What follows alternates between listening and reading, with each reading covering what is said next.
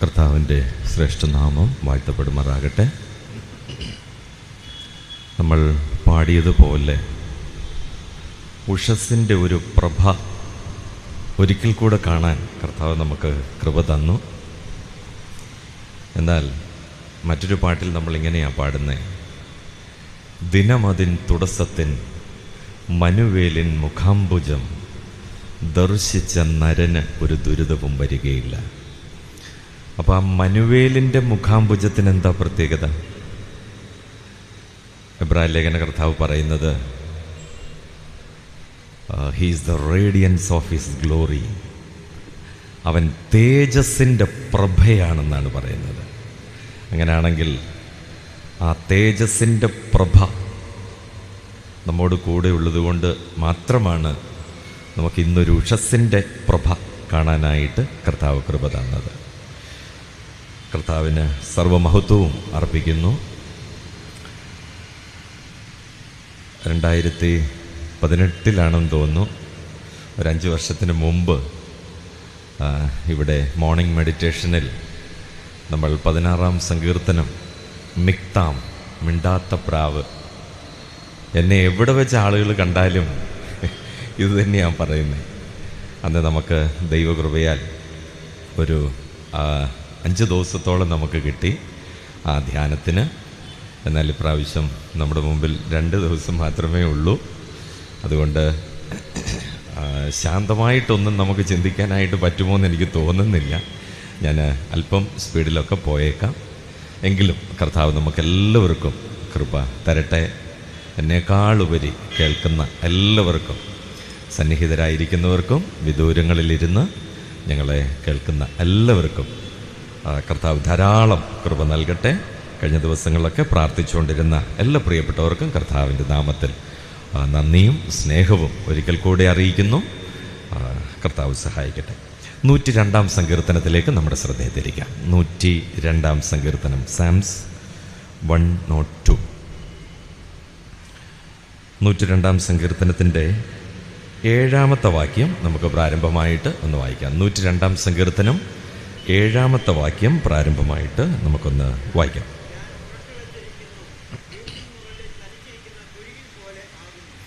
മതി. ഞാൻ ഉറക്കളച്ചിരിക്കുന്നു, വീട്ടിൻ മുകളിൽ തനിച്ചിരിക്കുന്ന കുരുകിൽ പോലെ ആകുന്നു. ഒരു തനിച്ചിരിക്കുന്ന കുരുകിൽ. നമ്മൾ ഈ ഭൂമിയിൽ ഏകരല്ല. കർത്താവ് പറഞ്ഞു, ഞാൻ നിങ്ങളെ ഒരിക്കലും അനാഥരായിട്ട് വിടുകയില്ല, ഏകനായിട്ട് വിടുകയില്ല, ഞാൻ നിങ്ങളോട് കൂടെയുണ്ട്. എപ്പോഴും കൂടെയുണ്ടോ? ഉണ്ട്. അതേ, ഉണ്ട്. ഞാൻ ലോകാവസാനത്തോളം, എല്ലാ നാളും, ദാറ്റ് മീൻസ് ഓൾവേസ്, എല്ലായ്പ്പോഴും ഞാൻ നിങ്ങളോട് കൂടെയുണ്ട്. നമ്മുടെ കർത്താവ് ഈ ഭൂമിയിൽ നിന്ന് താൻ കഷ്ടമനുഭവിച്ച് താൻ പിന്നെയും സ്വർഗത്തിലേക്ക് പോവുകയാണ്. ശിഷ്യന്മാരുടെ മനസ്സ് കലങ്ങിയിരിക്കുന്നത് കണ്ടിട്ട് അതിനേക്കാൾ ഉള്ളം നൊന്ത് കലങ്ങിയ കർത്താവ് പറയുകയാണ്, നിങ്ങളുടെ ഹൃദയം കലങ്ങിപ്പോകരുത്. അതിന് തൊട്ട് മുമ്പിലത്തെ അധ്യായത്തിലാണ് വായിക്കുന്നത്. അവൻ ഉള്ളം നൊന്ത് കലങ്ങി. ഉള്ളം നൊന്ത് കലങ്ങിയ ഒരുവന് മാത്രമേ നിങ്ങളുടെ ഹൃദയം കലങ്ങിപ്പോകരുതെന്ന് പറയാനുള്ള റൈറ്റുള്ളൂ. അതാണ് ദൈവവചനത്തിൻ്റെ പ്രത്യേകത എന്ന് പറയുന്നത്. കർത്താവ് പറഞ്ഞു,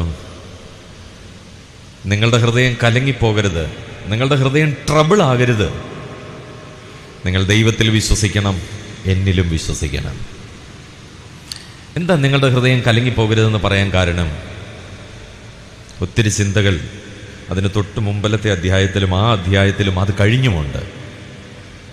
അതിൽ ഇന്ന് രാവിലെ ഇങ്ങോട്ട് വന്നപ്പോൾ എൻ്റെ മനസ്സിലേക്ക് മതിച്ച ഒരു ചിന്ത, now onwards they are going to be alone. അവരിനി തനിച്ചാകാൻ പോവുക. കർത്താവ് പറഞ്ഞു, ഞാൻ നിങ്ങളുടെ അടുക്കൽ വരും, പക്ഷേ നിങ്ങൾ തനിച്ചാകാൻ പോവുക. നിങ്ങളുടെ ഹൃദയം കലങ്ങിപ്പോകരുത്, ട്രബിൾ ആവരുത്, ചഞ്ചലപ്പെട്ടു പോകരുത്. അങ്ങോട്ടും ഇങ്ങോട്ടും നോക്കരുത്. നിങ്ങളുടെ ഹൃദയം ഏകാഗ്രമായിരിക്കണം. സങ്കീർത്തനത്തിലേക്ക് മടങ്ങി വരാം. 6-ാം വാക്യം, 7-ാം വാക്യം.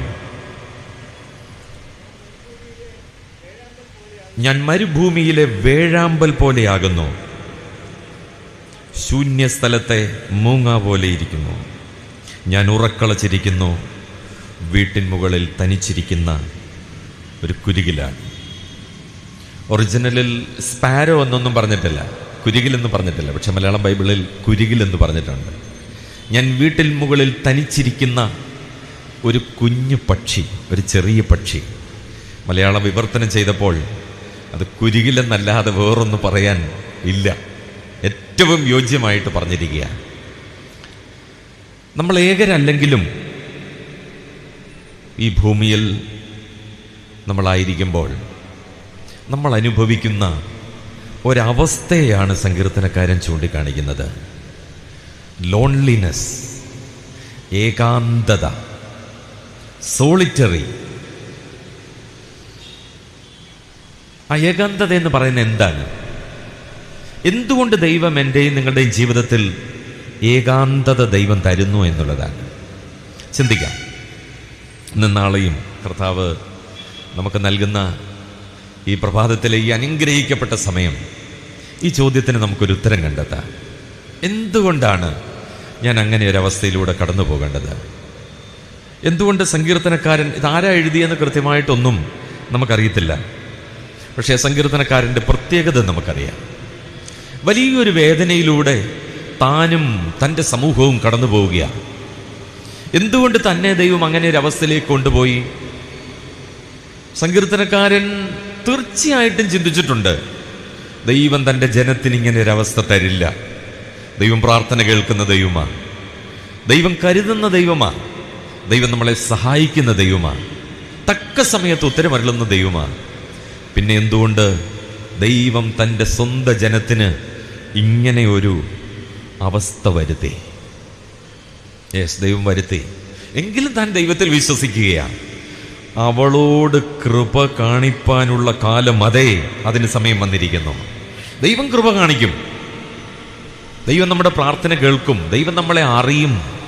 ദൈവം നമ്മളെ കാണുന്ന ദൈവമാണ്. ദൈവം നമ്മളോട് സഹതാപം തോന്നുന്ന ദൈവമാണ്. പക്ഷെ എന്തുകൊണ്ട് ദൈവം ഇങ്ങനെ ഒരു അവസ്ഥ നമ്മുടെ ജീവിതത്തിൽ ദൈവം തരുന്നു? നമുക്ക് ചിന്തിക്കാം. ആ സങ്കീർത്തനത്തിൻ്റെ തലക്കെട്ട്, ആ സങ്കീർത്തനക്കാരൻ ആരാണെന്ന് ചോദിച്ചാൽ അതിൻ്റെ തലക്കെട്ടിൽ നിന്ന് തന്നെ നമുക്ക് മനസ്സിലാക്കാനായിട്ട് പറ്റും. അതിൻ്റെ തലക്കെട്ട് രേഖപ്പെടുത്തിയിരിക്കുകയാണ്. ഇതൊരു പ്രാർത്ഥനയാണ്. ആരുടെ പ്രാർത്ഥനയാണ്? ഒരു അരിഷ്ടൻ്റെ പ്രാർത്ഥനയാണ്. സങ്കീർത്തനം നമുക്ക് വളരെ ഇഷ്ടമാണ്. ഈ സങ്കീർത്തനവും 6-ാമത്തെ സങ്കീർത്തനവും വളരെ സാമ്യമുള്ള ഒരു സങ്കീർത്തനമാണ്. നിങ്ങൾ ഈ ദിവസങ്ങളിൽ നിങ്ങൾ ആവർത്തിച്ച് ഈ 2 സങ്കീർത്തനം ഒന്ന് വായിക്കണം കേട്ടോ. ആവർത്തിച്ച് വായിക്കണം. ചെറിയൊരു രൂപരേഖ മാത്രമേ നമുക്കിവിടെ ചിന്തിക്കാനായിട്ട് പറ്റത്തുള്ളൂ. 6-ാമത്തെ സങ്കീർത്തനവും ഈ 102-ാമത്തെ സങ്കീർത്തനവും ഇതൊരു പെനിറ്റൻഷ്യൽ സാമാണ്. അതായത് ഒരു അനുതാപ സങ്കീർത്തനമാണ്. ദൈവസന്നിധിയിൽ തന്നെ പരിപൂർണമായിട്ട് സമർപ്പിച്ച് ദൈവസന്നിധിയിൽ തന്നെ ഏൽപ്പിച്ചു കൊടുക്കുന്ന ഒരു സങ്കീർത്തനമാണ്. അതാണ് പെനിറ്റൻഷ്യൽ സാം എന്ന് പറയുന്നത്. അതാർക്കാണ് ആവശ്യം? നമുക്കെല്ലാവർക്കും ആവശ്യമാണ്. ചുരുക്കം പറഞ്ഞാൽ ഒരു ഭക്തന് അത് ആവശ്യമാണ്. ഒരു ഭക്തൻ എപ്പോഴും ദൈവസന്നിധിയിൽ തന്നെ സമർപ്പിക്കുവാൻ താൻ കാരണം കണ്ടെത്തുന്നവനാ. കാരണം ഉണ്ടാക്കുന്നവനല്ല, കാരണം കണ്ടെത്തുന്നവനാ. ദൈവസന്നിധിയിൽ നമ്മളെ സമർപ്പിക്കുവാനുള്ള കാരണം കണ്ടെത്തുന്ന സമയങ്ങളായിരിക്കണം നമ്മൾ ദൈവവചനത്തിന് മുമ്പാകെ ഇരിക്കുമ്പോൾ, നമ്മൾ ദൈവവചനം കേൾക്കുമ്പോൾ നമ്മളെ തന്നെ തകർക്കുന്ന സന്ദർഭങ്ങളായിരിക്കണം. അത് മാത്രവുമല്ല, ഇതൊരു മെസിയാനിക് സാമാണ്, ഒരു മശീഹ സങ്കീർത്തനമാണ്. ഈ 2 സങ്കീർത്തനങ്ങളിൽ നിന്നും പുതിയ നിയമത്തിൽ ഉദ്ധരണികൾ നമുക്ക് കാണാനായിട്ട് സാധിക്കും. അങ്ങനെയാണെങ്കിൽ നമ്മുടെ കർത്താവ് ഇത് അനുഭവിച്ചിട്ടുണ്ടോ? നമ്മുടെ കർത്താവിൻ്റെ വാക്കുകൾ എബ്രായ ലേഖനത്തിലൊക്കെ ഈ സങ്കീർത്തനം ഉദ്ധരിച്ചിട്ടുണ്ട്. നമ്മുടെ കർത്താവിൻ്റെ പ്രാർത്ഥനകളിൽ, നമ്മുടെ കർത്താവിൻ്റെ വാക്കുകളിൽ ഈ ഏകാന്തത കർത്താവ് അനുഭവിച്ചിട്ടുണ്ടോ? നമ്മൾ എന്തിനാ ഇത് ചിന്തിക്കുന്നേ? നമ്മൾ പലപ്പോഴും പാടുന്നു, പ്രാർത്ഥിക്കുന്നു, ദൈവസന്നിധിയിൽ സന്തോഷിക്കുന്നു, കരങ്ങളടിച്ച് നമ്മൾ പാടുന്നു. യെസ്, ഈ ഒരു അവസ്ഥയിലൂടെ ഞാനും നിങ്ങൾ കടന്നു പോകുമ്പോഴും എന്തിനാ നമ്മൾ ഇതൊക്കെ ചെയ്യുന്നു? ഒറ്റ ഉത്തരമേ ഉള്ളൂ. നമ്മൾ ദൈവസന്നിധിയിൽ സമർപ്പിച്ചു കഴിയുമ്പോൾ നമുക്കിതൊക്കെ സാധിക്കുന്നു എന്നുള്ളതാണ്. സമർപ്പിക്കാതെയും സാധിക്കും. അത് കേവലം പ്രഹസനങ്ങളായിട്ട് മാറാറുണ്ട്. ചിലപ്പോൾ നമ്മൾ ചെയ്തേ പറ്റൂ, ചെയ്യേണ്ടി വരുന്നു. ഈ അരിഷ്ടൻ എന്ന് പറഞ്ഞാൽ എന്താ? അരിഷ്ടൻ ബൈബിളിൽ പുതിയ നിയമത്തിലും പഴയ നിയമത്തിലും ഒക്കെ ആവർത്തിച്ച് പറയുന്ന ഒരു വാക്കാണ്. എന്താണ് ഈ അരിഷ്ടൻ? അരിഷ്ടത അതൊരു നമുക്കിഷ്ടമില്ലാത്തൊരു വാക്കാണ്. പൗലോസ് അത് നെഗറ്റീവ് മീനിങ്ങിൽ പറയുന്നുണ്ട്. ഞാൻ സകല മനുഷ്യരിലും, നമ്മൾ, ഞാൻ, നിങ്ങൾ. ആ 15-ാം അധ്യായത്തിൽ, 1 കൊരിന്ത്യർ 15-ാം അധ്യായത്തിലാണ് പറയുന്നത്. ഈ ലോകത്തിൽ മാത്രം, ഈ ലോകത്തിലേത് മാത്രം, ഉയരത്തിലേതൊന്നും ചിന്തിക്കാതെ. എന്നാൽ ഇവിടെ പറയുന്ന അരിഷ്ടതയ്ക്ക് കുറച്ചുകൂടെ ഡീപ്നെസ് ആയിട്ടുള്ള, അല്ലെങ്കിൽ ഡീപ്പായിട്ടുള്ള ഒരു മീനിങ് ഉണ്ട്. ഇംഗ്ലീഷ് ബൈബിളിൽ നിങ്ങൾ തലക്കെട്ടിൽ നോക്കിയാൽ നിങ്ങൾക്കത് മനസ്സിലാക്കാനായിട്ട് പറ്റും. It's a prayer of an afflicted. Afflicted ആയിട്ടുള്ള ഒരു മനുഷ്യന്റെ പ്രാർത്ഥനയാണ് അരിഷ്ടന്റെ പ്രാർത്ഥന. ആ പ്രാർത്ഥനയ്ക്ക് എന്താ പ്രത്യേകത? ആ പ്രാർത്ഥനയുടെ പ്രത്യേകത നോക്കിയേ. അവൻ ക്ഷീണിച്ച് യഹോവയുടെ മുമ്പാകെ തൻ്റെ സങ്കടത്തെ പകരുമ്പോൾ തൻ്റെ വായിലൂടെ വന്ന, തൻ്റെ അധരങ്ങളിലൂടെ വന്ന വാക്കുകളാണ്. സങ്കടമെന്ന് പറയുന്നതും അത് അത്ര കൊണ്ട് ശരിയാണെന്ന് എനിക്ക് തോന്നുന്നില്ല. അരിഷ്ടന്, അല്ലെങ്കിൽ തന്നെ അഫ്ലിക്റ്റ് ആക്കി വെച്ചിരിക്കുകയാണ്. നമുക്കത് ചിന്തിക്കാം. അതായത് ദൈവസന്നിധിയിൽ അഫ്ലിക്റ്റഡ് ആയിട്ടുള്ള, അഫ്ലിക്ഷൻ എന്താ മലയാളം?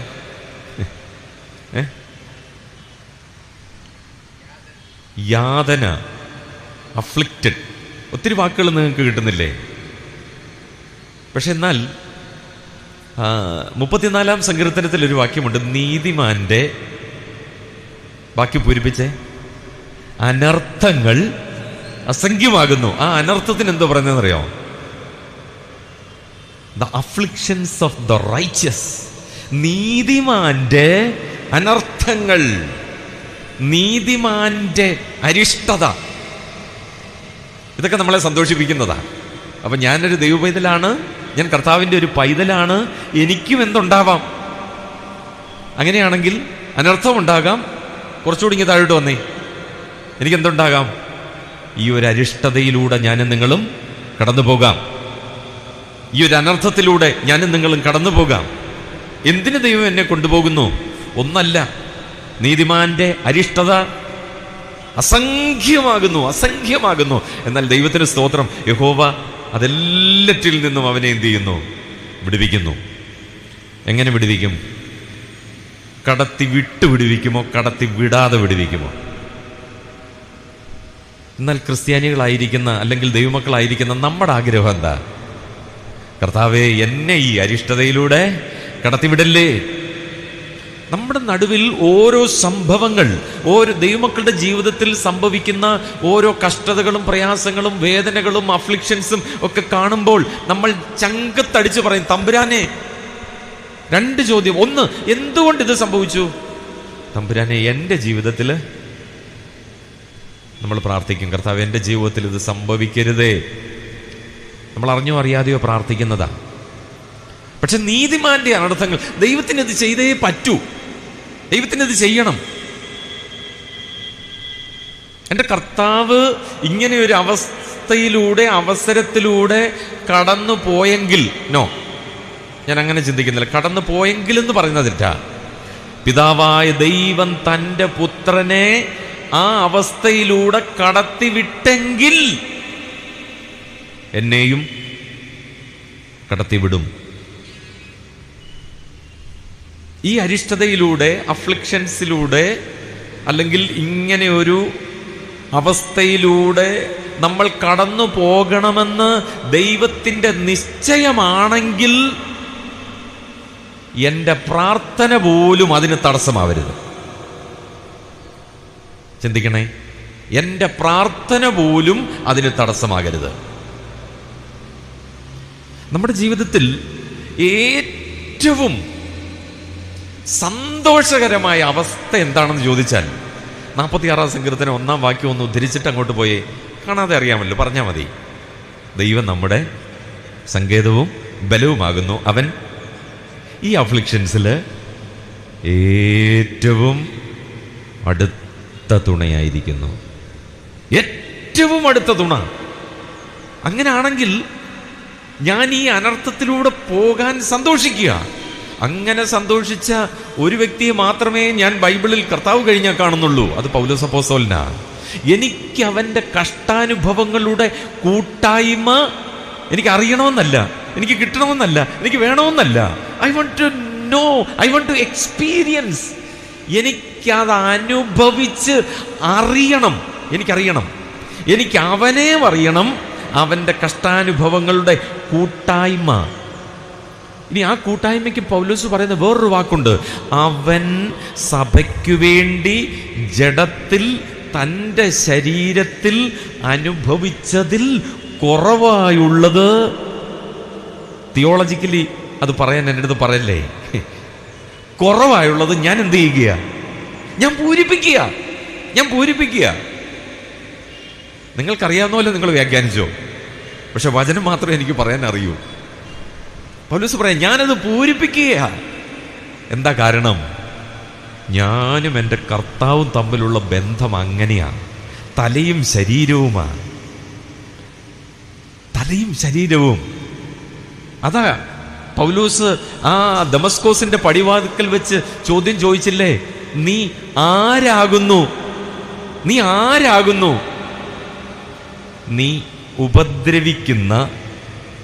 നീ ഉപദ്രവിക്കുന്ന നസ്രായനായ യേശു ആകുന്നു. എന്നെ എപ്പോ ഉപദ്രവിച്ചു? അല്ലെ നിന്നെ എപ്പോ ഉപദ്രവിച്ചു? യെസ്, ആ ശരീരത്തെ ഉപദ്രവിച്ചപ്പോഴേ, കയ്യെ ഉപദ്രവിച്ചപ്പോൾ അത് എന്നെയായിരുന്നു. എൻ്റെ കൈക്ക് ആരെങ്കിലും ഒന്ന് ഉപദ്രവിച്ചാൽ ഞാൻ ചോദിക്കും, എൻ്റെ കയ്യെ എന്തിനാ നിങ്ങൾ ഉപദ്രവിച്ചതെന്ന് ചോദിക്കത്തില്ല. എന്തിനാ എന്നെ എൻ്റെ കർത്താവുമായിട്ട് ഇത്ര ഒരു ബന്ധത്തിലാണെങ്കിൽ അവൻ കഷ്ടാനുഭവങ്ങളാൽ തികഞ്ഞവനായതാക്കുന്നത് എന്തായിരുന്നു? യുക്തമായിരുന്നു.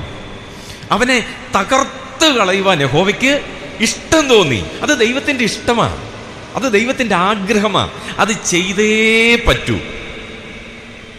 നമ്മുടെ കർത്താവ് ക്രൂശിൽ കിടന്ന് നിലവിളിച്ച ആ നിലവിളി ഉണ്ടല്ലോ, ഈ ലോകത്തിൽ അല്ലെങ്കിൽ പരലോകത്തിൽ, ഈ അണ്ടകടാഹത്തിൽ ഇന്ന് വരെ വേർവിരിക്കാൻ പറ്റാത്ത, വേദപണ്ഡിതന്മാരുടെ ഇടയിലോ ആരുടെ ബുദ്ധിമൂശയിലും ഇന്ന് വരെ വേർവിരിക്കാൻ പറ്റാത്ത ഒരു സംഭവമാണ് പിതാവ്, പുത്രൻ, പരിശുദ്ധാത്മാവ്. വേർവിരിക്കാൻ ഒക്കത്തില്ല, ആരും വേർവിരിക്കുകയും ചെയ്യത്തില്ല. പിതാവ്, പുത്രൻ, പരിശുദ്ധാത്മാവ്. പക്ഷെ കർത്താവ് ചോദിക്കുന്ന ഒരു ചോദ്യമുണ്ട്. എൻ്റെ ദൈവമേ, നീ എന്നെ കൈവിട്ടതെന്ത്? Why thou hast forsaken me? എന്തിനാ എന്നെ കൈവിട്ടേ? എന്തിനാ എന്നെ ഏകനാക്കിയേ? എന്നെ ഇങ്ങനെ ഏകനാക്കേണ്ട ആവശ്യം എന്താ? എന്നെ ഈ അരിഷ്ടതയിലൂടെ കടത്തിവിടേണ്ട ആവശ്യം എന്താ? എന്നെ ഈ അഫ്ലിക്ഷൻസിലൂടെ കടത്തിവിടേണ്ട ആവശ്യം എന്താ? ഉത്തരം ഒന്നേ ഉള്ളൂ. എബ്രായ ലേഖന കർത്താവ് പറയുക, തൻ്റെ മുമ്പിലുള്ള സന്തോഷമോർത്ത് അവൻ അപമാനം അലക്ഷ്യമാക്കി എന്ന് പറഞ്ഞാൽ അതിനെ നെഗ്ലക്റ്റ് ചെയ്തു, അതിനെ മൈൻഡ് ചെയ്തില്ല. പറ്റുമോ നമുക്ക്? നമ്മുടെ കർത്താവ് പ്രാർത്ഥിക്കുക, പിതാവേ, കഴിയുമെങ്കിൽ ഈ പാനപാത്രം എങ്കിൽ നിന്ന് നീക്കണമേ. ക്രൂശാണോ? കർത്താവിൻ്റെ മരണമാണോ? കർത്താവിനെ അനുഭവിക്കാൻ പോകുന്ന കഷ്ടതയാണോ? അതോ പിതാവിൽ നിന്നും പരിശുദ്ധാത്മാവിൽ നിന്നും ആ ഏകനാകുന്ന അവസ്ഥയാണോ? പരിശുദ്ധനായ ദൈവത്തിൻ്റെ മേൽ സർവ്വലോകത്തിൻ്റെയും പാപം അങ്ങോട്ട് പകരപ്പെടുന്നത്. പകരപ്പെട്ടാൽ എന്താ സംഭവിക്കുന്നേ? പരിശുദ്ധനായ ദൈവത്തോട് എന്താ, പരിശുദ്ധമായ ആ പരിശുദ്ധാത്മാവിനോട് പിന്നെയുള്ള റിലേഷൻ എന്താ? ചിന്തിക്കണേ. നമ്മുടെയും ക്രിസ്തീയ ജീവിതത്തിൽ ഈ ഒരു അരിഷ്ടന്റെ ആ സങ്കടമല്ല. ഇംഗ്ലീഷിൽ സങ്കടം എന്നാണോ? ഇംഗ്ലീഷ് ബൈബിളിലുള്ളവർ നിങ്ങൾ നോക്കി, സങ്കടമാണോ? എന്തോ കംപ്ലൈന്റ്, പരാതി പറഞ്ഞിട്ടുണ്ടോ നിങ്ങൾ? എന്താ ഈ പരാതി എന്ന് പറയുന്നേ? ദൈവത്തോട് പരാതി പറയുന്ന ഒരു മനുഷ്യൻ, അങ്ങനെ പരാതി പറയാമോ നമുക്ക്? നമ്മൾ പറയുമോ? പറഞ്ഞിട്ടുണ്ടോ?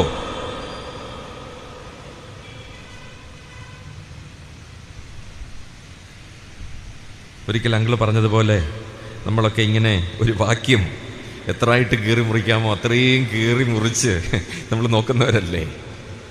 ഞാനും നോക്കി, പരിധി നോക്കി പറയുമോ? യോബ്, ഭക്തനായ മനുഷ്യൻ, തൻ്റെ ജന്മദിവസത്തെ ശപിക്കത്തക്ക നിലയിൽ തൻ്റെ ജീവിതത്തിൽ അത്രമാത്രം അരിഷ്ടതയിലൂടെ താൻ കടന്നുപോകും. ഞാനിവിടെ മിണ്ടാത്ത പ്രാവ് ഞാൻ ക്ലാസ് എടുത്തിട്ട് പോയി ചുരുക്കം ചില മാസങ്ങൾ കഴിഞ്ഞപ്പോൾ വീണ്ടും എനിക്ക് ആ പ്രയാസത്തിലൂടെ ഞാൻ കടന്നുപോയി. ചില മാസങ്ങൾ കഴിഞ്ഞപ്പോൾ എൻ്റെ ജീവിതത്തിൽ ഈ തേർഡ് ടൈമിൽ ഞാൻ അനുഭവിച്ച ഒരു ഏകാന്തതയുണ്ടല്ലോ, അരിഷ്ടതയുണ്ട്. എനിക്ക് എൻ്റെ ജീവിതത്തിൽ സഹിക്കാവുന്നതിനും അപ്പുറമായിരുന്നു പ്രിയമുള്ളവരെ. ഏറ്റവും കൂടുതലെന്ന് പറഞ്ഞാൽ എനിക്ക് എൻ്റെ ശുശ്രൂഷയിൽ നിന്നും ഒന്നൊന്ന് മാറി നിൽക്കുന്ന ഒരവസ്ഥ, എനിക്ക് ചിന്തിക്കാൻ പോലും പറ്റാത്തൊരവസരമായിരുന്നു. ഞാൻ പറയുന്നത് നിങ്ങൾ വളരെ സ്നേഹത്തോടും സീരിയസ് ആയിട്ട് നിങ്ങൾ എടുക്കുമെന്ന് ഞാൻ കരുതുകയാണ്. ഞാൻ അത്രമാത്രം അരിഷ്ടതയിലൂടെ കടന്നു പോവുകയാണ്. എന്നെ ഒരു സഹോദരൻ വിളിച്ചിട്ട് അദ്ദേഹത്തിന് എന്താ പറയേണ്ടതെന്ന് അറിയത്തില്ല, എനിക്കെന്താ പറയേണ്ടതെന്ന് അറിയത്തില്ല. പക്ഷേ ആ മനുഷ്യൻ്റെ മുഖവും ശബ്ദവും ഇന്നും ഞാൻ ഓർത്തെടുക്കാൻ ശ്രമിച്ചുകൊണ്ടിരിക്കുക. പക്ഷെ ആരാന്ന് എനിക്കറിയില്ല. അദ്ദേഹം പറഞ്ഞു, ബ്രദറെ പ്രാർത്ഥിക്കുന്നുണ്ട്.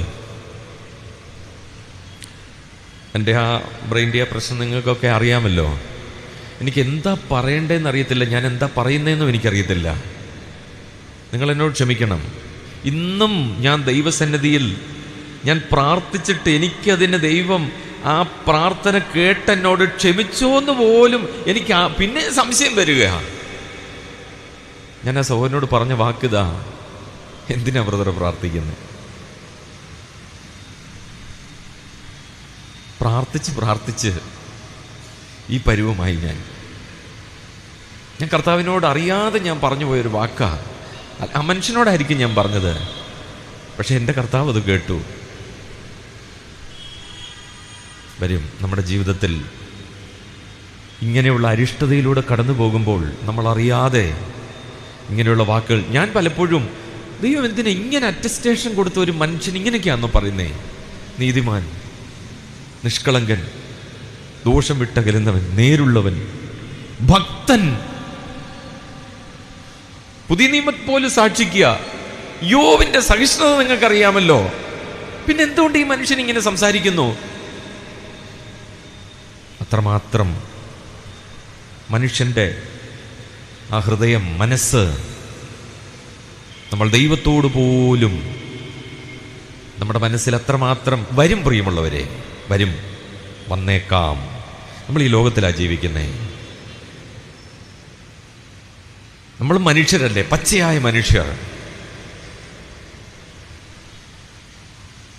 പലരും പല സംഭവങ്ങളും നടക്കുമ്പോൾ എന്നോട് മെസ്സേജ് അയച്ച് ചോദിച്ചിട്ടുണ്ട്, ബ്രദറെ എന്താ ദൈവം ഇങ്ങനെ ചെയ്യുന്നേ? മീറ്റിങ്ങിന് പോലും പോകാൻ പറ്റുന്നില്ല, ആരാധനയ്ക്ക് പോകാൻ പറ്റുന്നില്ല, പ്രാർത്ഥനയ്ക്ക് കണ്ണടയ്ക്കാൻ പറ്റുന്നില്ല, ബൈബിൾ എടുത്ത് വെച്ച് വായിക്കാൻ പറ്റുന്നില്ല, സന്തോഷകരമായിട്ട് കുടുംബജീവിതം നയിക്കുന്നുണ്ട്. അവരേകരൊന്നുമല്ല, പക്ഷെ അനുഭവിക്കുന്ന ഒരവസ്ഥ ആരോട് പറയാൻ പറ്റും? ദൈവം പോലും മിണ്ടാതിരിക്കുന്ന ഒരവസ്ഥ, മാറി നിൽക്കുന്ന ഒരവസ്ഥ, ദൈവസന്നിധിയിൽ പരാതികളുമായിട്ട് വരുന്ന ഒരവസ്ഥ. ഇന്ന് മറ്റൊരാൾക്കാണെങ്കിൽ നാളെ നമുക്കാണ്. അതിൽ ദൈവദാസനെന്നോ ദൈവദാസിയെന്നോ എൽഡറെന്നോ ഇവാഞ്ചലിസ്റ്റ് എന്നോ പാസ്റ്ററെന്നോ ടീച്ചറെന്നോ വ്യത്യാസമൊന്നുമില്ല പ്രിയമുള്ളവരെ. ദൈവം നമ്മളെ തകർക്കും. ഒറ്റ കാര്യമേ ഉള്ളൂ, ദൈവത്തിന് എന്നെയും നിങ്ങളെയും വാർത്തെടുത്ത് ഉപയോഗിക്കണമെന്ന് ആഗ്രഹിക്കുന്ന ഒരു ദൈവമാണ്. എന്നെയും നിങ്ങളെയും മോൾഡ് ചെയ്യണമെന്ന് ആഗ്രഹിക്കുന്ന ഒരു ദൈവമാണ്. ഞാനും നിങ്ങളും എൻ്റെ ഇഷ്ടത്തിനനുസരിച്ച്, എൻ്റെ ഹിതത്തിനനുസരിച്ച്, എൻ്റെ ആഗ്രഹത്തിനനുസരിച്ച് കർത്താവിൻ്റെ വേല ചെയ്യാൻ ആഗ്രഹിക്കുന്നവരാ. പക്ഷെ അങ്ങനല്ല. കർത്താവിൻ്റെ ദാസൻ എങ്ങനായിരിക്കണമെന്ന്, കർത്താവിൻ്റെ മക്കൾ എങ്ങനായിരിക്കണമെന്ന് ദൈവം ആഗ്രഹിക്കുന്നു. അതിന് ദൈവം ചെയ്യുന്ന ഏക മാർഗം നമ്മളെ തനിച്ചാക്കിക്കൊണ്ടുപോയി നമ്മളോട് മൃദുവായിട്ട് സംസാരിക്കുന്ന ഒരു ദൈവം നമ്മളോട് കൂടെ ഉണ്ടെന്നേ. നമ്മളോട് മൗനമായിട്ട് സംസാരിക്കുന്ന ഒരു ദൈവം നമ്മളോട് കൂടെയുണ്ട്. നമ്മളെ തനിച്ച്, നമ്മളെ വേർതിരിച്ച് നമ്മളെ കൊണ്ടുപോയി, നമ്മളെ ഒരു സിറ്റുവേഷനിലൂടെ, ഒരവസ്ഥയിലൂടെ നമ്മളെ കൊണ്ടുപോകുന്ന ഒരു നല്ലവനായ കർത്താവ് നമ്മളോട് കൂടെയുണ്ട്, യാതൊരു സംശയമില്ല. അത് മാത്രവുമല്ല, ഈ സങ്കീർത്തനം, അത് ഓരോ സങ്കീർത്തനത്തിനും ഓരോ രാഗങ്ങളുണ്ടല്ലോ. ഞാൻ നേരത്തെയും സൂചിപ്പിച്ചിട്ടുണ്ട്. ഈ സങ്കീർത്തനത്തിന് ഒരു രാഗമുണ്ട്, അനുതാപ സങ്കീർത്തനത്തിന് ഒരു രാഗമുണ്ട്. ആ രാഗത്തിൻ്റെ പേരാണ് ഷെമിനിത്ത്. എബ്രായ ഭാഷയിൽ ഷെമിനിത്ത് എന്നാണ് പറയുന്നത്. ഷെമിനിത്ത്, SHEMINITH, ഷെമിനിത്ത്. ഈ സങ്കീർത്തനത്തിൻ്റെ തലക്കെട്ടിൽ അതില്ലെങ്കിലും 6-ാം സങ്കീർത്തനത്തിൻ്റെ തലക്കെട്ടിലുണ്ട്. 6-ാം സങ്കീർത്തനത്തിൽ, അതിൽ മലയാളത്തിൽ പറഞ്ഞിരിക്കുന്ന അഷ്ടമരാഗത്തിലാണ് ആ സങ്കീർത്തനം. അഷ്ടമരാഗത്തിൽ, അഷ്ടമരാഗം അതിന് 2 പിച്ചേ ഉള്ളൂ.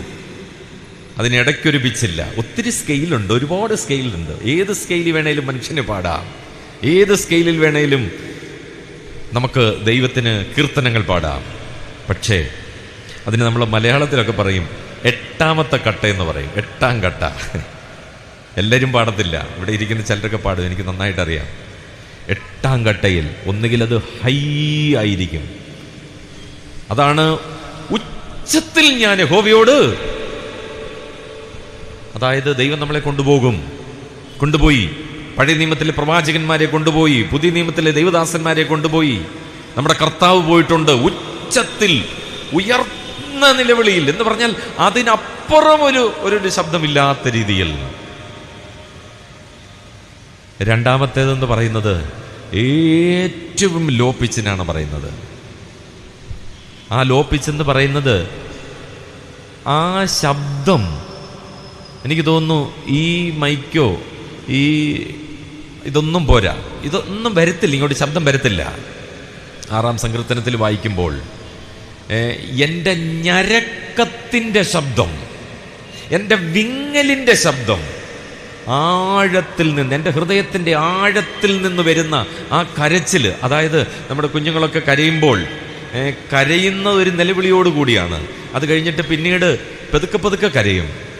അത് കഴിഞ്ഞിട്ടും നമ്മൾ പറയുമല്ലോ, കുഞ്ഞുങ്ങൾ ഏങ്ങലടിക്കുക എന്ന് പറയല്ലോ, ഏങ്ങലടിക്കുന്ന ഒരു ശബ്ദമുണ്ടല്ലോ ദൈവസന്നിധിയിൽ. സങ്കീർത്തനക്കാരൻ ദൈവസന്നിധിയിൽ ഏങ്ങലടിച്ച് കരയുക. കരഞ്ഞിട്ടുണ്ടോ നിങ്ങൾ? കരഞ്ഞിട്ടുണ്ടോ? ഇങ്ങനെയുള്ള അവസരങ്ങളൊക്കെ കിട്ടുന്ന ദൈവമക്കളെ ഓർത്ത് ഞാൻ സ്തോത്രം ചെയ്യാറുണ്ട്. അവരുടെ ശുശ്രൂഷകൾ കണ്ണുനീരിൽ കുതിർന്ന ശുശ്രൂഷകളായിരിക്കും. ആ വീഴുന്ന വിത്തുകളൊക്കെ ഉണ്ടല്ലോ 30, 60, 100 മേനിക്ക് ഫലം കഴിക്കാനിടയായി തീരും. ആ വചനങ്ങൾ നമ്മുടെ ഹൃദയത്തിൽ സംഗ്രഹിക്കാനിടയായി തീരും. ഒരു വെയർഹൗസ് ആയി തീരും നമ്മളുടെ ഹൃദയം. നമ്മുടെ ബ്രെയിൻ അല്ല, നമ്മുടെ മനസ്സ്, നമ്മുടെ ഹൃദയം ഒരു സംഭരണശാലയായിട്ട് മാറും ദൈവവചനത്തിൻ്റെ. അത് നമ്മൾ ഒരിക്കലും മറക്കാൻ പറ്റത്തില്ല.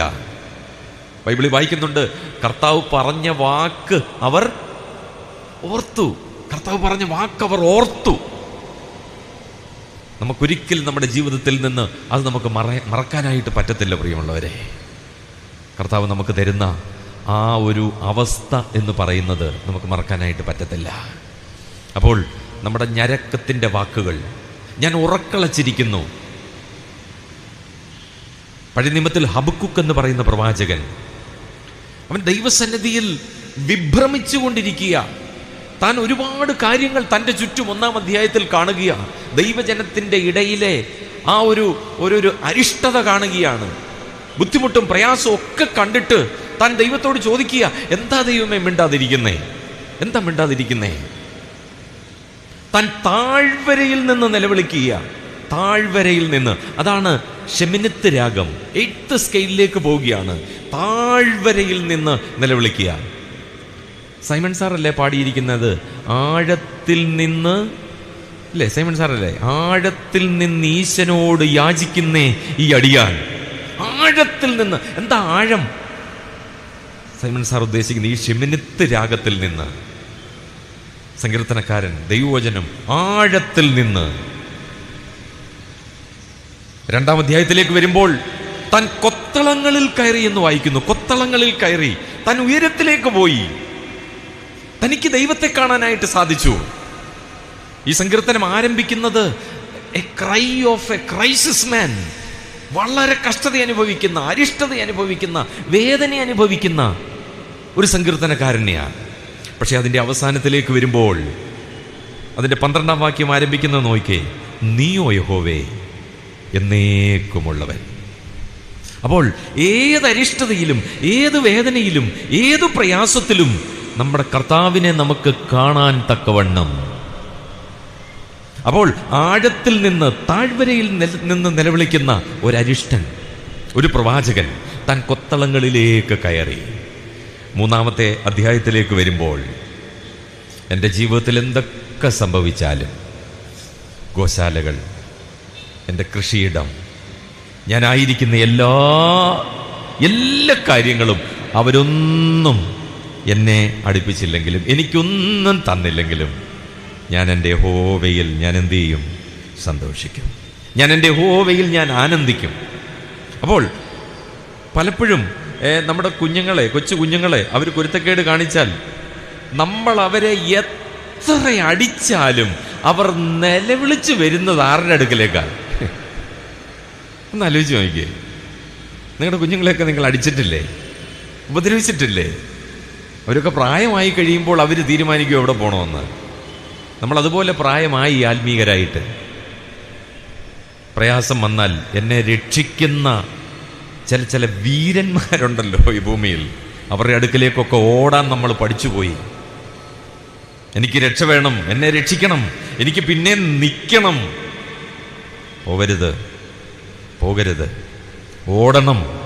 എന്നെ അടിക്കുന്ന എൻ്റെ അമ്മയുടെ അടുക്കലേക്ക്, എന്നെ അടിക്കുന്ന എൻ്റെ അപ്പൻ്റെ അടുക്കലേക്ക് ഓടണം, കെട്ടിപ്പിടിക്കണം. എൻ്റെ ഹൃദയത്തിൻ്റെ ഏങ്ങൽ എൻ്റെ തമ്പുരാൻ കേൾക്കണം. നമ്മളെ മാറോട് ചേർക്കുന്ന ഒരു കർത്താവാ. ദാവീദിനോട് ചോദിച്ചു, അത് വേണോ ഇത് വേണോ? എനിക്ക് മനുഷ്യരുടെ കയ്യിൽ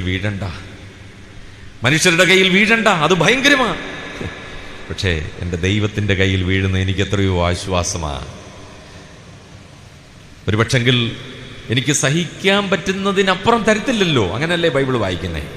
പക്ഷെ പലപ്പോഴും നമുക്ക് സഹിക്കാൻ പറ്റുന്നതിനപ്പുറമാണെന്ന് നമ്മൾ ചിന്തിച്ചു പോകും പ്രിയമുള്ളവരെ.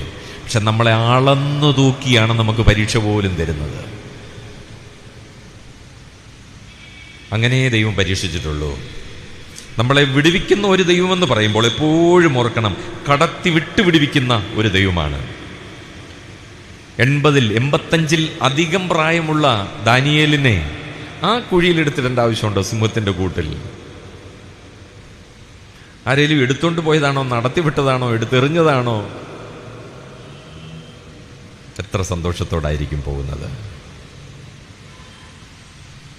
ദാനിയേലിന് അവിടെയും ദൈവത്തെ കാണാൻ പറ്റി. ശദ്രക്ക്, മേശക്ക്, അബേദ്നെഗോ ആ തീച്ചൂളയിൽ അവരെ വെൽക്കം ചെയ്യാൻ അവിടെ ആരുണ്ടായിരുന്നു?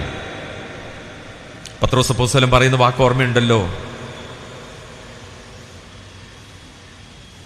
പ്രിയമുള്ളവരെ, നിങ്ങളുടെ പരീക്ഷയിൽ, നിങ്ങൾക്കായിട്ട് സംഭവിച്ചിരിക്കുന്ന ഈ പരീക്ഷയുണ്ടല്ലോ, ഈ അഗ്നിശോധനയിങ്കൽ ഒരു അപൂർവ കാര്യം നിങ്ങൾക്ക് സംഭവിച്ചു എന്ന് പറഞ്ഞ് നിങ്ങൾ അതിശയിച്ചു പോകരുത്. Don't think as strange. ഇതൊരു അപരിചിത സ്ട്രേഞ്ച് ആയിട്ട് നിങ്ങൾ ചിന്തിക്കരുത്. ഇതൊരു അപൂർവ കാര്യമായിട്ട് നിങ്ങൾ ചിന്തിക്കരുത്. പിന്നെ എന്ത് ചിന്തിക്കണം? ഇതൊരു അഗ്നിശോധനയാ. It's a fiery trial. ഇതൊരു അഗ്നിശോധനയാ. പക്ഷെ നിങ്ങൾ അതിശയിച്ചു പോകരുത്. അതിനുത്തരം പത്രോസ് അപ്പോസ്തലൻ പറയുന്നുണ്ട്. ഞാൻ ആ ഭാഗത്തേക്കൊന്നും കടക്കുന്നില്ല, മടങ്ങി വരാം. പിന്നെയും നമുക്ക് വളരെ പെട്ടെന്ന് മടങ്ങി വരാം. അവൻ ക്ഷീണിച്ച് യഹോവയുടെ മുമ്പാകെ തൻ്റെ സങ്കടത്തെ, തൻ്റെ കംപ്ലൈൻറ്റ് താൻ പകരുകയാണ്. ഈ സങ്കീർത്തനത്തിൽ പെട്ടെന്ന് ഞാൻ ആ സങ്കീർത്തനത്തിൻ്റെ ഔട്ട്ലൈൻ ഞാനൊന്ന് പറയാം. അതിൻ്റെ 1 മുതൽ 11 വരെയുള്ള വാക്യങ്ങളിൽ the changing circumstances of life, ജീവിതത്തിൻ്റെ മാറി മാറി വരുന്ന സാഹചര്യങ്ങളും അവസ്ഥകളും, ഇത് നമ്മുടെ ജീവിതവുമായിട്ട് ഇന്നിൻ്റെ നാളുകളിൽ, ഈ അവസാന നാളുകളിൽ, അന്ത്യനാളുകളിൽ നമ്മുടെയൊക്കെ ജീവിതത്തിൽ ഇങ്ങനെയുള്ള അവസരങ്ങൾ കടന്നു വരാം. മനുഷ്യപുത്രൻ വരുമ്പോൾ വിശ്വാസം കണ്ടെത്തുമോ? ആരിൽ? എവിടെ?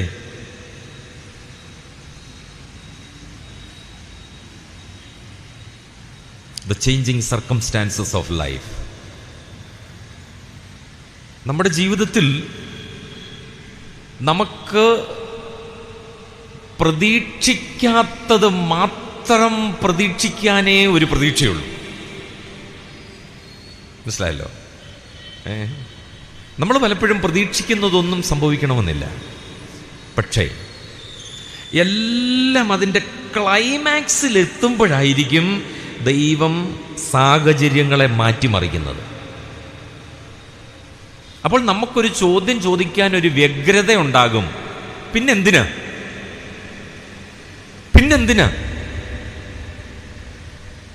അബ്രഹാമിനോട് ദൈവം പറയുക, നിന്റെ മകനെ, നിന്റെ ഏകജാതനായ മകനെ, പോരാ, നീ സ്നേഹിക്കുന്ന നിന്റെ ഏകജാതനായ മകനെ നീ യാഗം കഴിക്കണം.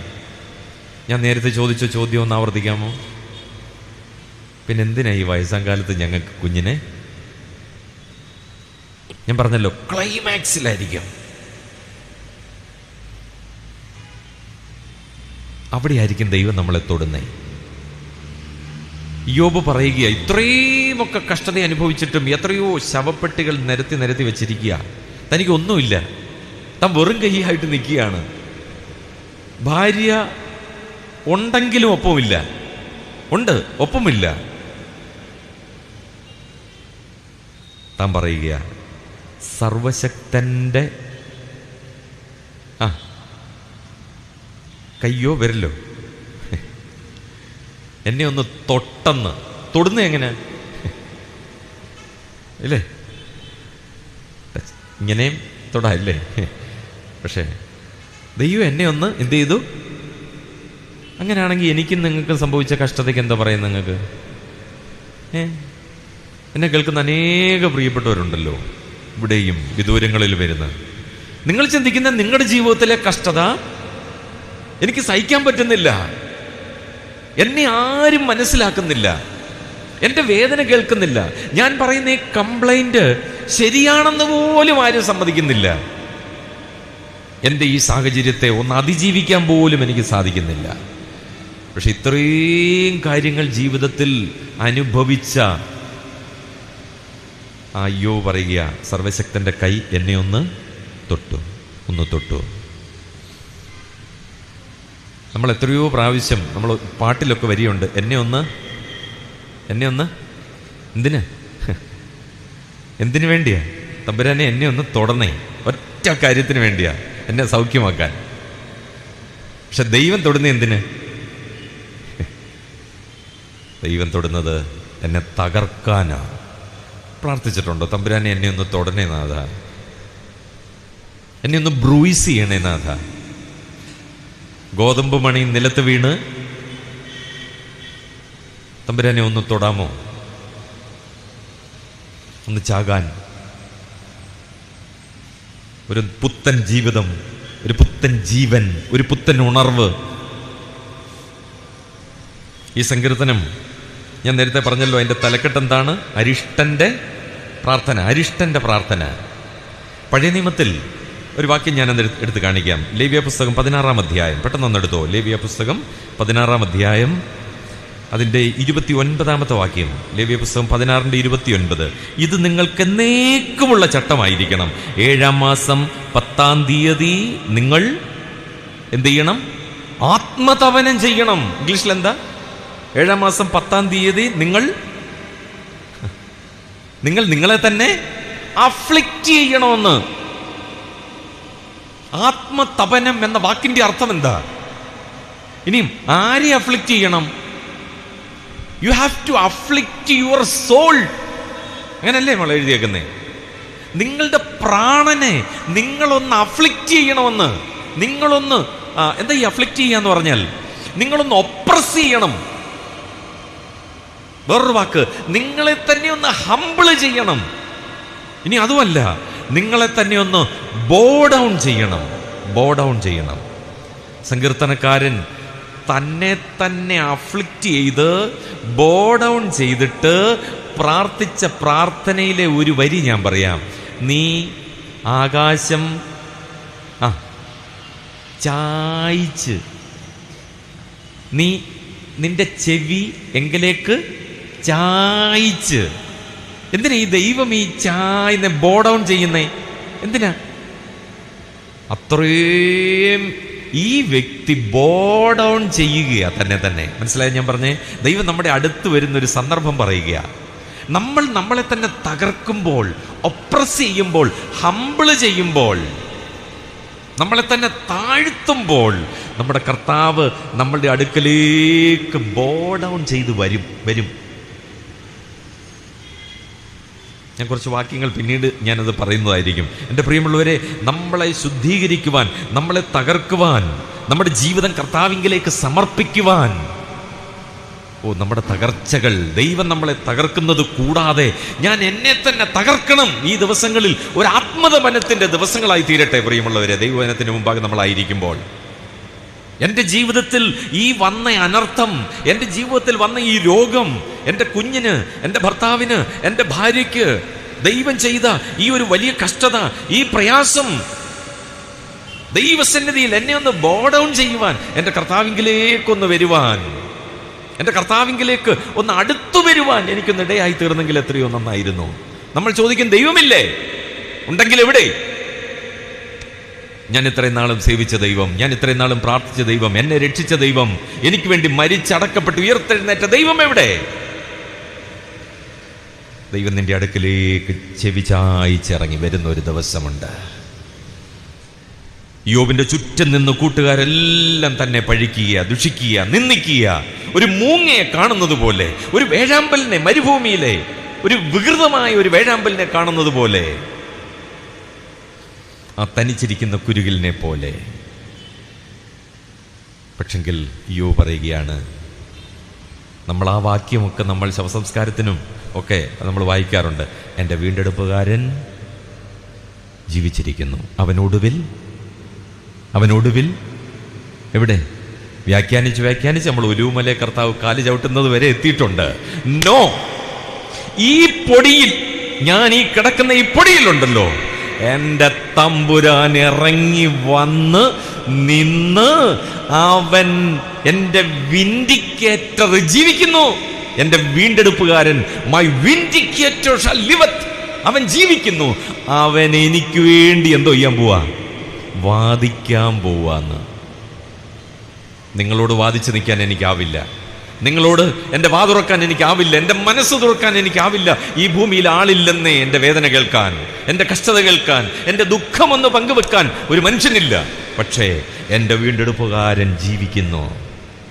എൻ്റെ വീണ്ടെടുപ്പുകാരൻ ജീവിക്കുന്നു. എന്നെ രക്ഷിച്ച എൻ്റെ വീണ്ടെടുപ്പുകാരൻ ജീവിക്കുന്നു. അവൻ ഒടുവിൽ എപ്പോഴേ ഒടുവിൽ? കാലാവസാനത്തെങ്കിലൊന്നും അല്ലെന്നേ. അത് വ്യാഖ്യാനിച്ചോ, കുഴപ്പമൊന്നുമില്ല, ഞാൻ ആ ഭാഗത്ത് എതിരല്ല. എന്ന് പറഞ്ഞാൽ ഇതെല്ലാം നമ്മുടെ കർത്താവിനെ കുറിച്ച് സകല പരീക്ഷയും തികച്ച ശേഷം അതായത് എൻ്റെ കർത്താവ് എന്നെ മുറിക്കും, എൻ്റെ മുറിവ് കെട്ടും. ആ കെട്ടിയ മുറിവ് ചതയ്ക്കുന്ന ഒരു ദൈവമാണ് എൻ്റെ ദൈവം. കെട്ടിവെച്ചിരിക്കുന്ന മുറിവേ ചതയ്ക്കുന്ന ദൈവമാണ്. എന്തിനാണെന്നറിയാമോ? ആ പീരീഡ് ഒന്ന് പൂർത്തിയാകാൻ, ആ ടൈമിങ്, ആ കാലയളവ് ഒന്ന് പൂർത്തിയാവണം ദൈവത്തിന്. അതിനിടയ്ക്ക് എൻ്റെ ജീവിതത്തിൽ ഒത്തിരി സംഭവങ്ങൾ നടക്കാം. നിന്റെ ദൈവത്തോടുള്ള മനോഭാവം എങ്ങനെയാ? നിന്റെ രക്ഷിതാവിനെ നീ എങ്ങനെയാ കാണുന്നേ? നിന്റെ വീണ്ടെടുപ്പുകാരനെ നീ എങ്ങനെയാ കാണുന്നേ? നിന്റെ വാക്കുകൾ എന്തൊക്കെയാ? നീ എത്രമാത്രം പാകമായി പക്വതയിലെത്തി? അതിനനുസരിച്ച് ദൈവം നമ്മളെ എന്ത് ചെയ്തുകൊണ്ടിരിക്കും? ആ മുറിവിനെ ദൈവം എന്ത് ചെയ്തുകൊണ്ടിരിക്കും? ചതച്ചുകൊണ്ടിരിക്കും. പക്ഷെ പൊറുപ്പിക്കുന്ന ഒരു ദൈവം എൻ്റെ കൂടെ ഉണ്ടെന്നേ. എത്രയും പെട്ടെന്ന് ആ ഒരു കാലയളവ് പൂർത്തിയാകണമെങ്കിൽ ഒറ്റ മാർഗമേ ഉള്ളൂ. ഞാൻ ആത്മതപനം ചെയ്യണം. എന്നെ തന്നെ ദൈവസന്നിധിയിൽ സമ്പൂർണ്ണമായിട്ട് സമർപ്പിക്കണം. ആ ആത്മതപനം ചെയ്യുന്ന ഒരു വ്യക്തിയുടെ ചിത്രമാണ് വീട്ടിൻ മുകളിൽ തനിച്ചിരിക്കുന്ന ഒരു കുരികൽ. എന്നാൽ പുതിയ നിയമത്തിൽ നമ്മൾ എത്രയോ ഭാഗ്യവാന്മാരാണ് പ്രിയമുള്ളവരെ. നമ്മുടെ കർത്താവ് നമ്മളോട് കൂടെയുണ്ട്. നമ്മളെ കൈവിടാത്ത, നമ്മളെ ഉപേക്ഷിക്കാത്ത ഒരു നല്ല കർത്താവ് നമ്മളോട് കൂടെ ഉണ്ടെന്നേ. അതുമാത്രമല്ല, നമുക്ക് എത്രയോ ദൈവദാസന്മാരെ, ദൈവദാസിമാരെ നമുക്ക് കർത്താവ് തന്നിട്ടുണ്ട്. നമ്മൾ പാടുന്നുണ്ടല്ലോ ഒരു പാട്ടിൻ്റെ വരിയിൽ, ഭക്തന്മാരാം സഹോദരർ വിളക്കുപോൽ കൂടെയുണ്ട്, പ്രാർത്ഥനയിൻ ധൂപമുണ്ട്, മേശമേലൻ അപ്പമുണ്ട്. ദൈവം തൻ്റെ സഭയെ സെറ്റ് ചെയ്തിരിക്കുന്നത് അങ്ങനെയാന്നേ. നമ്മൾ പലപ്പോഴും നമ്മൾ പറയും, ഞാൻ തനിച്ച, ഞാൻ ഏകന, എന്നോട് ആരുമില്ല എൻ്റെ വേദന കേൾക്കാൻ, എനിക്ക് വേണ്ടി ഒന്ന് പ്രാർത്ഥിക്കുവാൻ, എന്നോടൊപ്പം ഒന്ന് ഇരിക്കാൻ. എന്നാൽ ദൈവത്തിന് സ്തോത്രം, ഞാൻ ഏറ്റവും കൂടുതൽ മനസ്സിലാക്കിയ ഒരു കാര്യം, നമ്മളെ ദൈവം തനിച്ച് വിടുമ്പോഴും നമ്മുടെ കർത്താവ് ഏകനായതുപോലെ നമ്മൾ ഒരിക്കലും ആവത്തില്ലെന്നേ. നമ്മളൊരിക്കലും ആവത്തില്ല. പക്ഷേ ആ ഒരു മാനസികാവസ്ഥയിലൂടെ, അടുത്ത ദൈവം എന്ന് വെച്ചാൽ നാളെ നമുക്കതിനെക്കുറിച്ച് ഞാൻ വിശദമായിട്ടൊന്ന് പറയാം. ആ ഒരു മാനസിക അവസ്ഥയിലൂടെ നമ്മൾ കടന്നു പോകും. പക്ഷെ മറക്കരുത്, ദൈവം ഒരാളെയെങ്കിലും നമുക്ക് ശേഷിപ്പിക്കും. ആ ആളെ നിങ്ങൾക്ക് ഓർമ്മയുണ്ടോ? നിങ്ങളുടെ മനസ്സിൽ വരുന്നുണ്ടോ? നിങ്ങളുടെ ജീവിതത്തിൽ, നമ്മുടെ ഓരോരുത്തരുടെയും ജീവിതത്തിൽ ദൈവം ഒരാളെ നമുക്ക് വേണ്ടി ശേഷിപ്പിക്കും. പുതിയ നിയമത്തിൽ ഏതൊരു വ്യക്തിയെ നിങ്ങൾ നോക്കിയാലും അവിടെ ഒരാൾ അവിടെ ഉണ്ടായിരിക്കും.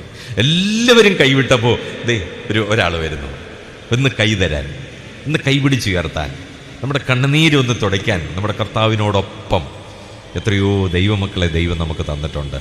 അതുകൊണ്ട് എൻ്റെ പ്രിയമുള്ളവരെ, നമുക്ക് സന്തോഷത്തോടെ ദൈവസന്നിധിയിൽ നമുക്കായിരിക്കാൻ കർത്താവ് നമുക്ക് കൃപ നൽകുമാറാകട്ടെ. പുതിയ നിയമത്തിൽ ദൈവസഭ, ദൈവത്തിൻ്റെ സഭയുടെ ആ സെറ്റിംഗ് എന്ന് പറയുന്നത് പോലും അങ്ങനത്തെയാണ്. ചില വാക്യങ്ങൾ ഞാൻ പെട്ടെന്നൊന്ന് പറയാം, സമയം കഴിഞ്ഞല്ലോ, 2 മിനിറ്റ് കൂടെ. ഏകാന്തതയുടെ വിട്ടുമാറാത്ത ആ വികാരങ്ങൾ നമ്മുടെ ജീവിത നിലവാരത്തെ തകർക്കാൻ സാധ്യതയുണ്ട്. പക്ഷേ ദൈവവചനത്തിലെ ഈ വാക്കുകൾ നിങ്ങൾ ഓർത്തിരിക്കുക. മത്തായിയുടെ സുവിശേഷം 18-ാം അധ്യായം 20-ാമത്തെ വാക്യം, ഒന്നിലേക്ക് എല്ലാം ചേർക്കുന്ന ഒരു ദൈവമാണ് നമ്മുടെ ദൈവം.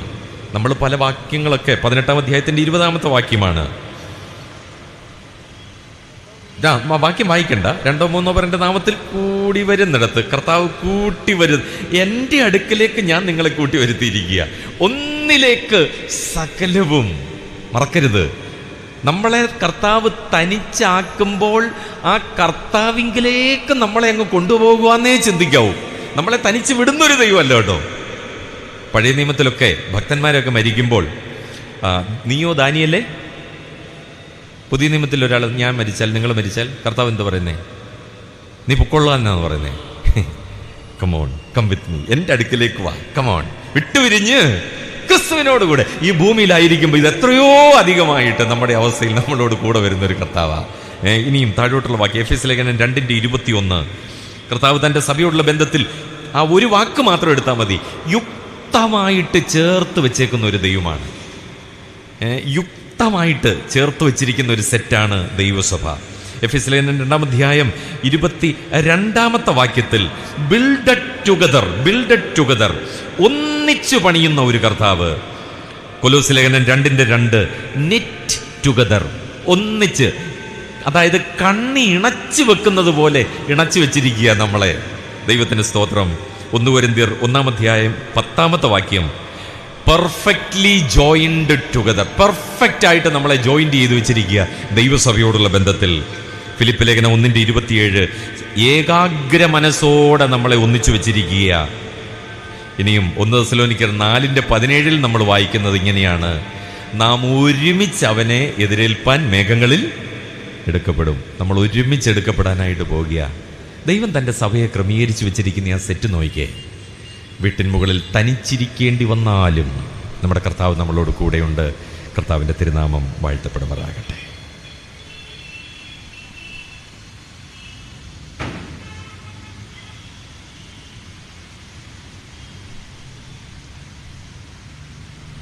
പ്രാർത്ഥിക്കാം. മഹത്വമുള്ള ദൈവമേ, സ്വർഗസ്ഥനായ പ്രിയപിതാവേ, ഈ അനുഗ്രഹീതമായ രാവിലെ സമയത്തിനായിട്ട് നന്ദിയോടെ സ്തോത്രം ചെയ്യുന്നു. ഞങ്ങളുടെ ജീവിതത്തിൽ ലഭിച്ച ഈ അനുഗ്രഹിക്കപ്പെട്ട സമയത്തിനായിട്ട് സ്തോത്രം കർത്താവേ.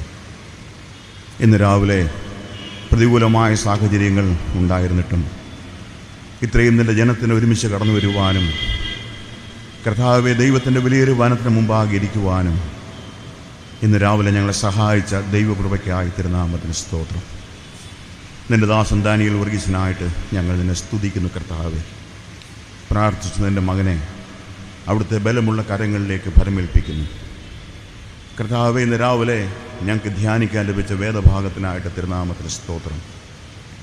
തൻ്റെ ജീവിതത്തിൻ്റെ അനുഭവത്തിൽ കൂടെ കർത്താവെ അനേക ആത്മീക സത്യങ്ങൾ ഇന്ന് രാവിലെ ഓർത്തങ്ങയെ മഹത്വപ്പെടുത്തുവാൻ ഞങ്ങൾക്ക് ലഭിച്ച ഈ അനുഗ്രഹീതമായ സമയത്തിനായിട്ട് സ്തോത്രം കർത്താവേ. നന്ദിയോടെ സ്തോത്രം.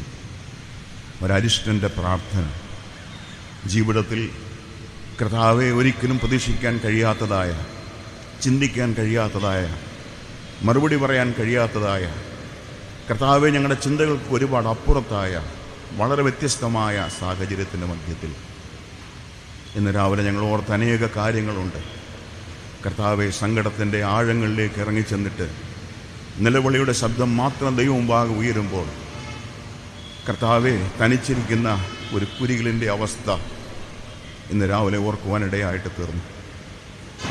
ആ വേറിട്ട വ്യത്യസ്തമായ അനുഭവത്തിൻ്റെ മധ്യത്തിൽ ഇന്ന് രാവിലെ ഈ പന്തലിൻ്റെ കീഴിൽ കൂടിയിരിക്കുന്ന ഞങ്ങൾക്ക് ഒറ്റ വാക്കേ പറയാനുള്ള കർത്താവേ, യഹോവേ നീ എന്നും എന്നേക്കും ഉള്ളവൻ. ഹല്ലേലൂയ. ദൈവത്തിന് സ്തോത്രം. ഞങ്ങളുടെ വീണ്ടെടുപ്പുകാരൻ ജീവിക്കയാൽ ഞങ്ങൾ അവിടുത്തെ സ്തുതിക്കുകയും മഹത്വപ്പെടുത്തുകയും ചെയ്യുന്നു. അവൻ നന്നായി അറിഞ്ഞല്ലാതെ ഒന്നും ഞങ്ങളുടെ ജീവിതത്തിൽ സംഭവിക്കുന്നില്ലല്ലോ കർത്താവേ. തിരുനാമത്തിന് സ്തോത്രം. ഞങ്ങളെ ധൈര്യപ്പെടുത്തിയ, ഞങ്ങളുടെ ജീവിതത്തിൽ പ്രത്യാശ നൽകി തന്ന, ഞങ്ങളുടെ ജീവിതത്തെ വാസ്തവമായി ഉറപ്പിച്ച ഈ അനുഗ്രഹീതമായ ധ്യാനത്തിനായിട്ട് തിരുനാമത്തിന് സ്തോത്രം. നിൻ്റെ ദാസനെ കർത്താവ് ഉപയോഗിച്ചല്ലോ, അതിനായിട്ട് സ്തോത്രം. അനേക ഹൃദയങ്ങളിൽ വാസ്തവമായി ദൈവത്തിൻ്റെ ആത്മാവിന്ന് രാവിലെ സ്പർശിച്ച കൃപയ്ക്കായി തിരുനാമത്തിന് സ്തോത്രം. കർത്താവെ, ഞങ്ങൾ വേറൊരു അന്തരീക്ഷത്തിലായിപ്പോയി, ഞങ്ങൾ വേറൊരു അവസ്ഥയിലായിപ്പോയി. വാസ്തവമായി ഞങ്ങളുടെ ഹൃദയങ്ങളോട് അവിടെ സംസാരിച്ച കൃപയ്ക്കായിട്ട് സ്തോത്രം. കർത്താവിൽ മാത്രം ആശ്രയിക്കുന്നു. ജീവിതത്തിൻ്റെ ഏതൊരു സമയത്തും നിൻ സന്നിധി മതി ഹാ യേശുവേ എന്ന് പാടിക്കൊണ്ട് അനുഗ്രഹീതമായ ദൈവഭയമുള്ള, ദൈവഭക്തിയുള്ളൊരു ജീവിതം ജീവിപ്പാൻ ഞങ്ങൾ ഇടയാക്കേണ്ടതിനായിട്ട് ഞങ്ങൾ പ്രാർത്ഥിക്കുന്നു. നീതിമാൻ്റെ അനർത്ഥങ്ങൾ അസംഖ്യമാകുന്നു, എന്നാൽ അവയെല്ലാറ്റിൽ നിന്നും യഹോവ വിടുവിക്കുന്നവനാണ്. ഈ രാവിലെ ആ വലിയ ഉറപ്പും ധൈര്യവും ഞങ്ങൾക്ക് നൽകി തന്ന കൃപയ്ക്കായിട്ട് സ്തോത്രം. ഇന്ന് രാവിലെ കൂട്ടിക്കൊണ്ടുവന്ന എല്ലാ പ്രിയപ്പെട്ടവർക്കായിട്ട് സ്തോത്രം. അനേക പ്രിയപ്പെട്ട അനേക സ്ഥാനങ്ങളിലിരുന്നു കൊണ്ട് ഈ അനുഗ്രഹീതമായ വചനം കേൾക്കുവാനിടയായി തീർന്നിട്ടുണ്ട്. അവരെല്ലാവരെയും ദൈവകരങ്ങളിലേക്ക് ഫലമേൽപ്പിക്കുന്നു. തിരുനാമത്തെ മഹത്വപ്പെടുത്തണമേ. ഈ പന്തലിൻ്റെ കീഴിലായിരിക്കുന്ന എല്ലാ പ്രിയപ്പെട്ടവർക്കായിട്ടും നന്ദിയോടെ സ്തോത്രം. കർത്താവെ, ഞങ്ങൾ നിറഞ്ഞവരായി തന്നെ ഈ പകൽക്കാലവും ഇന്നും എന്നുമായിരിക്കാൻ ഞങ്ങൾ ഇടയാക്കി തീർക്കണം. ഇന്ന് വൈകുന്നേരത്തെ ബൈബിൾ ക്ലാസ്സിനെ, രാത്രി സുവിശേഷ യോഗത്തെ, ഗാനശുശ്രൂഷയൊക്കെ കർത്താവ് സന്ദർശിക്കുകയും അനുഗ്രഹിക്കുകയും ചെയ്യണം. നിൻ്റെ നാമത്തെ മഹത്വപ്പെടുത്തണം.